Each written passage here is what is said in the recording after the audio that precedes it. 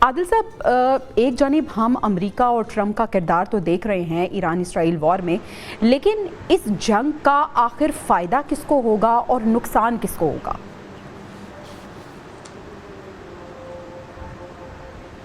دیکھیں، فائدہ کسی کو بھی نہیں ہوگا اور نقصان جو ہے بہت ہوگا۔ ریجن میں جس قسم کے سخت سیکیورٹی کے حالات ہیں اس کا نقصان پوری دنیا کو اٹھانا پڑے گا۔ اس سے پہلے آپ دیکھیں کہ جو یوکرائن اور رشیا کی جنگ ہے اس جنگ کے نتائج پوری دنیا بھگت رہی ہے، مہنگائی کی شکل کے اندر، جو توانائی کے معاملات ہیں اس کی شکل میں جو ہے وہ پوری دنیا کو اس کے نتائج جو ہے وہ بھگتنے پڑ رہے ہیں۔ اب اگر ایران کے معاملات جو ہیں وہ زیادہ سیریس ہوتے ہیں تو ایران کے پاس آپشنز کے طور پر ہے کہ وہ اپنا ہرمز جو ہے اس کو بلاک کر دے، جہاں سے 20% جو فیول ہے وہ پوری دنیا کا جاتا ہے۔ تو نقصان تو پوری دنیا کا ہوگا یقینی طور پر۔ اگر 20% جو فیول ہے وہ کم ہو جائے گا، فیول پرائسز جو ہے وہ ایک دم اس وقت جو 76 سم تھنگ پر ہے وہ 100 سے اوپر چلی جائیں گی، اور جو مہنگائی کا طوفان، جو توانائی کا بحران جو ہے وہ پوری دنیا کے اندر آئے گا، اس کے نتائج سب ملکوں کو بھگتنے پڑیں گے۔ امریکہ کو خود جو ہے اس کے نتائج جو ہے وہ بھگتنے پڑیں گے۔ تو اس لیے تمام ملکوں کی اس وقت کوشش ہے، میں جیسے پہلے کہہ رہا تھا کہ کل تک جن یورپی ممالک نے G7 میں حمایت کی تھی اسرائیل کی، آج وہ مشترکہ طور پر اس چیز کے قائل ہے کہ یہ معاملہ جو ہے وہ کسی کی ثالثی میں جو ہے وہ حل ہونا چاہیے، اور اس کے لیے ایک سفارتی کوشش جاری ہے۔ جس قسم کا اب پوری دنیا کو ایک خوف سوار ہوا ہے ساری جنگ کے،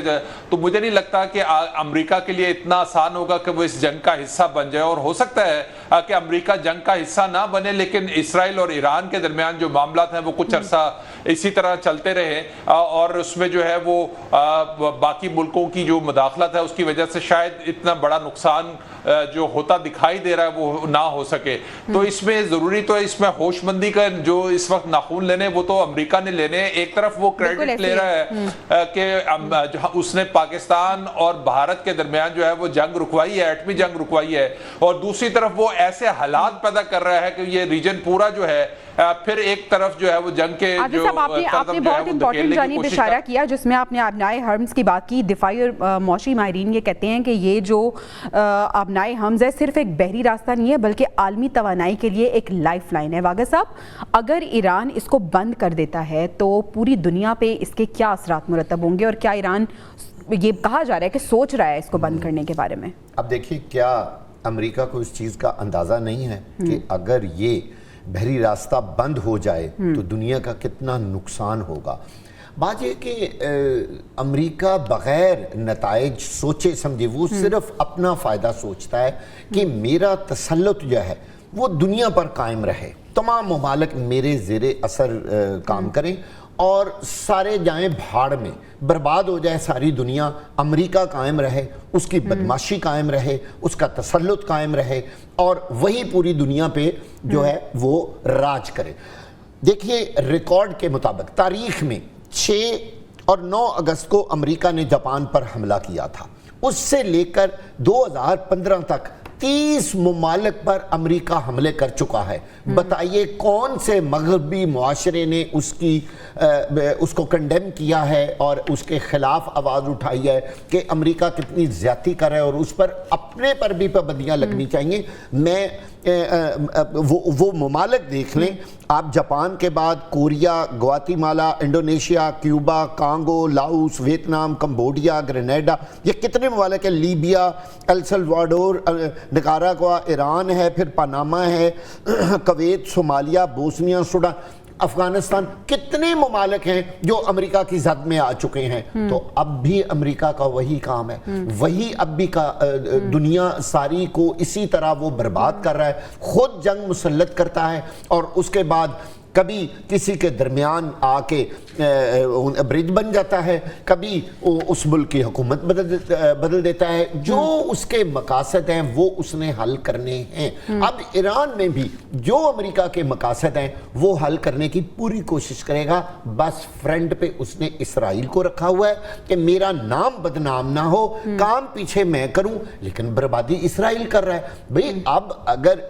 امریکہ کے ذہن میں کہ اگر میں سامنے آ گیا اور میں اس جنگ میں براہ راست ملوث ہوا تو پھر چین اور رشیا پیچھے نہیں رہیں گے، اور جب وہ نہیں رہیں گے تو پھر آپ سمجھ رہے ہیں کہ یہ عالمی جنگ میں صورتحال بدل جائے گی اور یہ پورا خطہ جلے گا۔ بنیادیں ہل جائیں گی۔ اچھا، ہمارے ساتھ ہماری گفتگو میں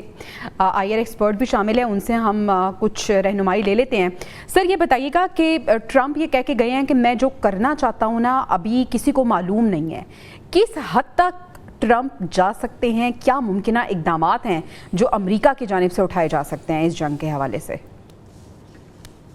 دیکھیے، امریکہ بیسکلی یہی چاہ رہا ہے کہ رجیم چینج ہو ایران کے، یہ صاف واضح ہو چکا ہے۔ موساد اور سی آئی اے جو ہیں وہ لاک سٹیپ کے اندر ہیں، وہ چاہتے یہ ہیں کہ ایران کے اندر جو ان کی سپریم لیڈرشپ ہے جس میں علی خمینی ہے، اس کے ساتھ ساتھ جو ان کے پریزیڈنٹ ہے مسعود پزشکیان ہیں، اور باقی جو ان کے، کیونکہ آپ دیکھیں اس وقت جو امریکہ کا جو سارا ریٹرک آ رہا ہے، ڈونلڈ ٹرمپ کہہ رہا ہے کہ میں اپنے جو پورا میرا جو بلو پرنٹ ہے وہ میں واضح نہیں کروں گا پوری دنیا کے سامنے۔ اس کا مطلب صاف ظاہر ہے کہ کیوں سسٹینڈ اٹیکس اسرائیل کر رہا ہے اور کیوں امپیونٹی ان کو مل رہی ہے، اور کیوں جب کمانڈرز کی اور سائنٹسٹ کی اور جو ہائی پروفائل اساسینیشنز جو ہیں وہ ہو رہی ہیں ایران کے اندر، وہ سارے اس کے اوپر امریکہ چپ کیوں ہے؟ یہاں تک کہ یہ بھی بات کی گئی تھی کہ انہوں نے آفیشلی تو ڈینائی کیا تھا کہ ہم سپریم لیڈر کو ٹارگٹ نہیں کریں گے، پر اس کی وضاحت دینے کی کیا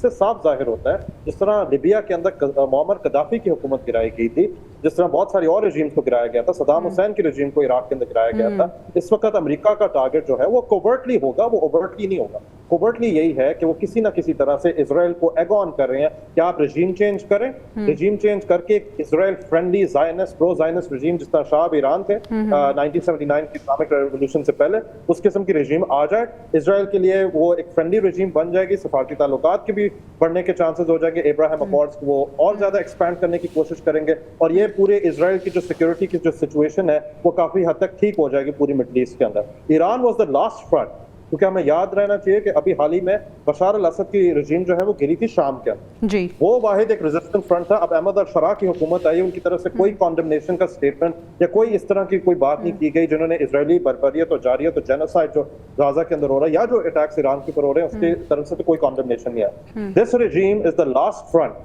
جو اسرائیل کو اس وقت ریزسٹ کر رہا ہے، اور اگر رجیم چینج اور اس کو ڈسٹرب کر رہا ہے اور بڑی دیر سے ڈسٹرب کر رہا ہے۔